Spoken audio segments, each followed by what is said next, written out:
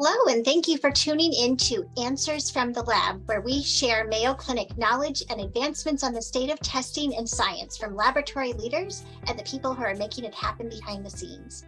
I'm Dr. Bobbi Pritt, the chair of the Division of Clinical Microbiology within the Department of Laboratory Medicine and Pathology here at Mayo Clinic in Rochester, Minnesota. And today I have a special guest, Mr. John Osborn, Operations Administrator at Mayo Clinic and my administrative partner for the Division of Clinical Microbiology. While microbiologists have been dealing with the science of monkeypox, John has taken on what might actually be a more challenging task, which is coordinating the logistics and the operations of monkeypox PCR testing so that we can safely receive and test specimens from around the country and quickly ramp up to provide as many tests that are needed in a timely fashion with very high quality. So John, thank you so much for being with us today. That's my pleasure. Thank you for having me. Yeah, so, I think maybe we'll start off with just an introduction. Can you tell us a little bit about yourself and what your responsibilities as my administrative partner are? I'm guessing it's to keep me in line. Well, that's the part that isn't in the job description, but certainly is probably the first bullet. But yeah, I've been in operations and administration at Mayo Clinic for almost 20 years now, which is slightly terrifying. And my role as an administrator is to ensure that we're executing on our mission as effectively and efficiently as possible. So, like you mentioned, you've been looking at and ensuring that we've got good science in our division for microbiology. Your responsibility is to make sure we're providing high quality, clinically relevant, scientifically valid testing. My part of that equation is to ensure that we can do that effectively and in a timely fashion. And so I'm responsible for making sure we've got the space and the staff and the supplies and the systems necessary to be able to execute on our clinical mission. Which is quite a lot, especially when you have an emerging pathogen and you've had to deal with COVID. Joining us during COVID, actually, which I thought was incredibly brave of you, Yes. And now with monkeypox. So I don't know, do you want to take us from the very start of what you ended up doing right from the beginning when we had decided to be one of the 5 laboratories that the CDC was going to provide test reagents for monkeypox with? Sure. And remember, I was a liberal arts major, so I've had just enough science background to know what some of the words mean, but have been really significantly impressed with our team's ability to kind of mobilize quickly. So, yeah, we were approached by CDC and FDA in late June as the federal government was looking at how to expand its access for testing to the emerging monkeypox outbreak.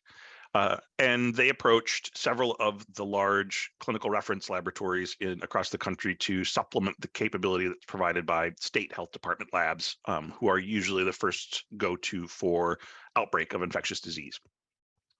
But not knowing where this was going to head and what sort of support would be necessary, the government thought having access through additional capacity in the private sector was helpful. So helpfully, in this case, the CDC had already developed an assay, and in collaboration with CDC or FDA, had it cleared under the 510K rule. So it was for us essentially a test kit, like we could put from any other vendor. And we worked with the CDC in the early days to verify their assay on our equipment and ensure that we got the same results that they did. Initially, we thought we were just going to be a backup to the public health labs and the laboratory response network.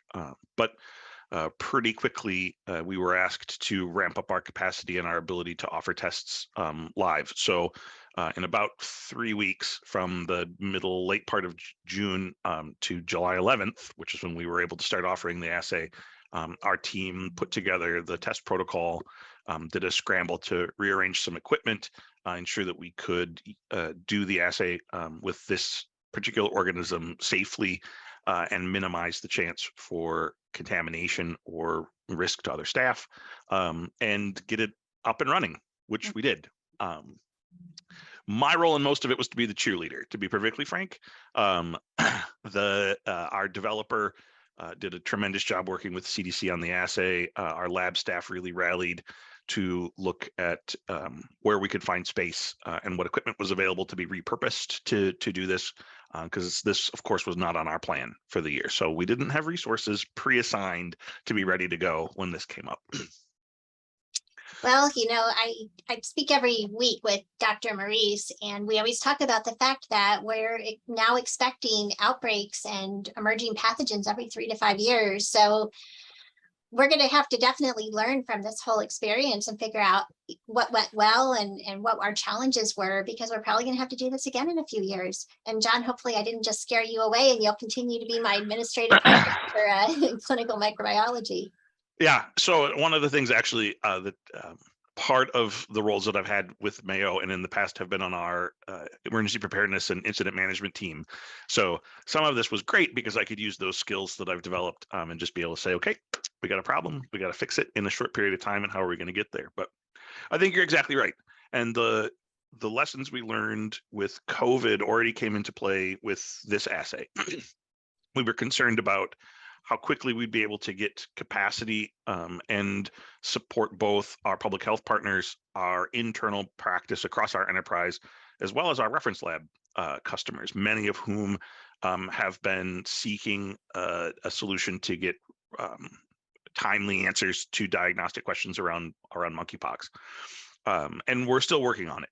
So the initial assay as provided and worked on with CDC is very hands-on, and have been actually very pleased with the relationship we have with CDC and FDA, where they have been very open to working with the reference labs to develop automated extraction methods and improve them, to develop and validate the assay on many platforms so that it can be provided as many places as possible.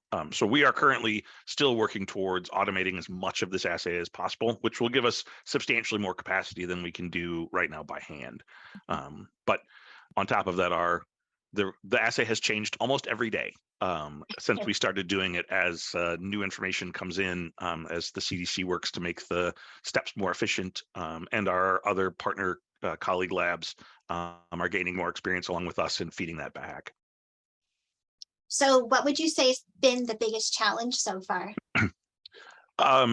Well, first, our first meeting, when we said we were going to start to do monkeypox testing, and even though we were all on Zoom, right, you could just watch everybody die a little bit inside when they said, oh, here we go again, right? We just got through COVID.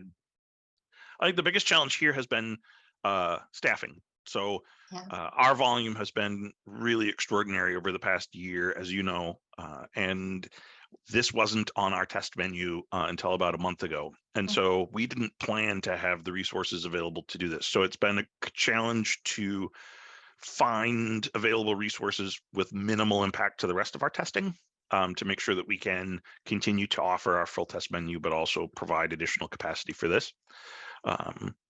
The rest of it, the supplies and the space, came very easily. Moved some boxes out of a room, put a fan in the ceiling, and we're good to go. So really, it's been the staffing that continues to be my big worry about how we'll be able to continue to do this, particularly if we have a big flu and or COVID season this fall, and how these competing requirements for public health testing are going to play out. We definitely faced that early on in COVID too. Initially, of course, COVID, everything was shut down and all we were really doing were the essentials. But then you have to really ramp back up and do your normal testing again. The show must go on. People get illnesses. They have all sorts of other medical conditions. It's not just COVID. And of course, now we're adding monkeypox to that, but yet we still have to do blood cultures and PCR for HSV and other things. So yeah, staffing is going to be a challenge. I think every lab in the country has been facing that. Oh, without a doubt. What are some of the creative things you've had to do to get staffing to cover all of our essential testing plus this new monkeypox test? So one of the things we learned how to do fairly well during the peak of COVID was be flexible in assignments. So there are a cadre of our staff who we're primarily doing COVID testing, and as that COVID testing volume has decreased, we have been assigning to other assays. And helpfully, even with the BA.5 variant seeming to be more widespread, our demand for PCR COVID testing hasn't increased all that much. So we've been able to move some of our kind of surge capacity for COVID to cover, to free up staff to do monkeypox. Our lab staff and lab supervisors also been very creative in looking at how do we start to break down some historical barriers or silos that might have existed, right? Like I'm a virologist or I'm a parasitologist to I'm a microbiologist, and therefore can utilize my skills in particularly molecular techniques across organism types. And so one week I might be in our hepatitis HIV lab, another week I might be in our vector-borne lab, and now I might be now taking that skill and experience and applying it to monkeypox. So appreciate that we've got a team that has good technical expertise, but also willingness to be flexible when it comes to whatever the test of the day happens to be. We've definitely had to be flexible for sure. And I think we've learned a lot in that process. And there's been a few silver linings of all of these different, emergencies, the pandemic that have come out of this. That's probably one of them. I think a lot of it to our staff, not just in our division, but across the lab, and even in some of our research labs and other places, our laboratorians are very interested in contributing. And so I remember with COVID, we had a surge, and we needed people to, do the kind of the grunt work, label test tubes and aliquot samples. And if they can train someone like me to do that, we can train anybody. You were in to there, do it. John, right? I did. I spent some time in the hood. It was awesome. But I think that sort of willingness to contribute when there is an unmet need is really a great strength of our team, and really appreciate that. As well as the kind of creativity I've posed to the team, right? The difficult question of what are we going to have to stop doing in order to be able to do monkeypox? Because again, our team wants to produce results. That's what they're here to do. And so I've engaged them in thinking about, okay, what maybe, right, mosquitoes and ticks, hopefully, right, that season ends soon. Who knows? But how do we start to transition or make plans to transition from our vector-borne season into our respiratory season? And do we add now monkeypox into that mix? Yeah, it's definitely a lot to think about. So I'm very grateful that I have you as my partner in all of this. So in your opinion, what would be some of the big successes out of our monkeypox testing so far? So I think organizationally, we've been able to leverage the trust that I think this division has built within the department and across the institution through COVID, so that when we asked for help and resources, we got it immediately, because I think we've demonstrated to the department and others like IT and facilities that we don't ask for things that we don't need. And so have really been able to leverage strong relationships with our partners in IT, in facilities, in supply chain, to really mobilize quickly to get our LIS updated, to get our EHR updated, to get our facilities built to support this testing. I think we've also developed very strong relationship with our colleagues in the reference lab business, who are again trying to provide as best service to their customers as possible, recognizing our capacity is pretty limited right now, and so balancing those pressures to provide wide access, to provide timely access response has been good.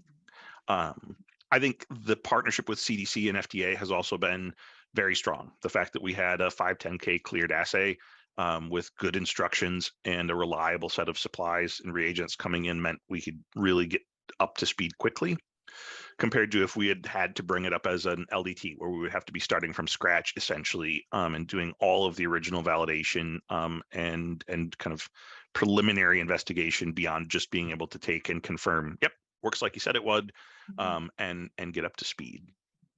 Whether or not we have to do an LDT or need to look at other ways to provide more capacity in the future, I think is going to depend a lot on what happens with the outbreak.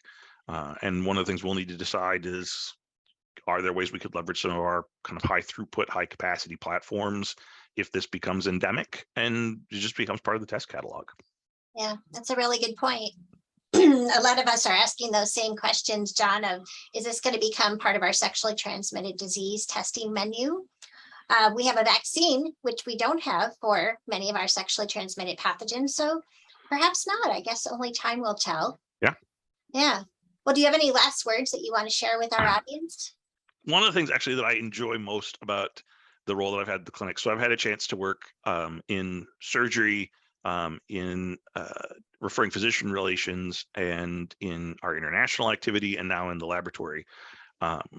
And to be an opportunity to work with people who are leaders in their field, like yourself, in a way that is collaborative and respectful and empowering is really thrilling.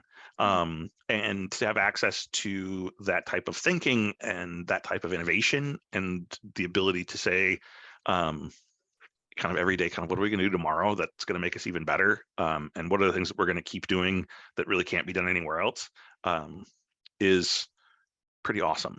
So if you're listening to this and you want to be part of something that is pretty awesome, and you've taken some undergraduate science, I am desperate for people to work in the laboratory. So we would love to have you.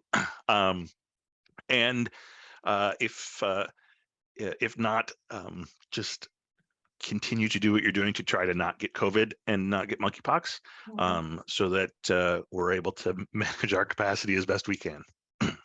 Excellent advice.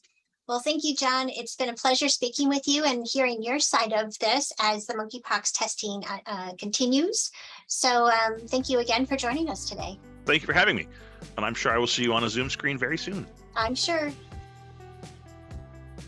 Thank you so much for tuning in to Answers from the Lab. Be sure to subscribe to this podcast and don't forget to tune in every Thursday and every other Tuesday.